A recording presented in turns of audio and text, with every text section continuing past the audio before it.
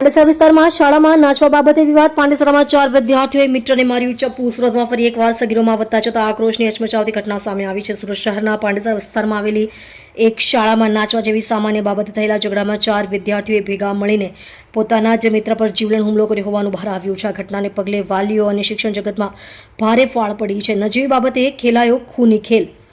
ઘટનાની માહિતી મળતા અનુસાર પાંડેસરાની એક શાળામાં વિદ્યાર્થીઓ વચ્ચે નાચવા બાબતે સામાન્ય બોલાચાલી થઈ હતી. જોકે આ વિવાદ એટલો વકર્યો કે 4 વિદ્યાર્થીઓએ ઉશ્કેરાઈ જઈને તેમના સાથી મિત્ર પર ચપ્પુ વડે હુમલો કરી દીધો હતો. હુમલામાં વિદ્યાર્થીને શરીરના ભાગે ગંભીર ઈજાઓ પહોંચતા તેને તાત્કાલિક સારવાર અર્થે નજીકની હોસ્પિટલમાં ખસેડવામાં આવ્યો છે. મિત્રો જ બન્યા દુશ્મન.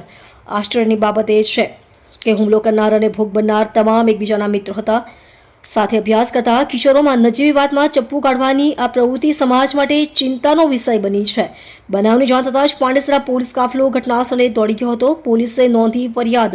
પાંડેસરા પોલીસે આ મામલે ઇજાગ્રસ્ત વિદ્યાર્થીની પૂછપરછ કરી 4 હુમલાખોર વિદ્યાર્થી વિરુદ્ધ ગુનો નોંધી કાયદેસરની કાર્યવાહી હાથ ધરી છે. પોલીસ હવે એ તપાસ કરી રહી છે કે વિદ્યાર્થીઓ પાસે ચપ્પુ ક્યાંથી આવ્યું અને શું અગાઉ પણ તેમની વચ્ચે કોઈ વિવાદ કે કોઈ અદાવત હતી કે કેમ.